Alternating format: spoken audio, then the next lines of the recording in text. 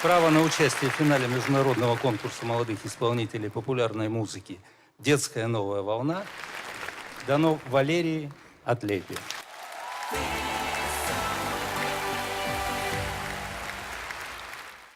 Сам маэстро российской эстрады Игорь Крутой пригласил победительницу шоу «Ты супер» Валерию Адлепа принять участие в детской новой волне 2017. Буквально на второй день после оглушительного успеха Лера вылетела в Ялту.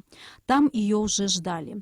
Участники конкурса проявляли особый интерес к певице из Абхазии, ведь она совсем недавно стала лучшей по версии главного вокального конкурса России «Ты супер». Ну да, меня тут поздравляли, фотографировались со мной, поздравляли с победой.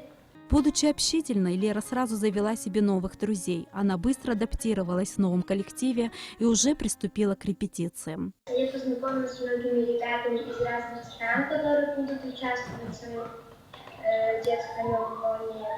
Они тоже все очень талантливые, все прекрасно поют.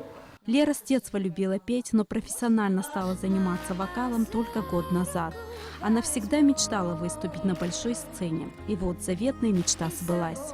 Человек, обладающий врожденным талантом, испытывает величайшее счастье, когда использует этот талант.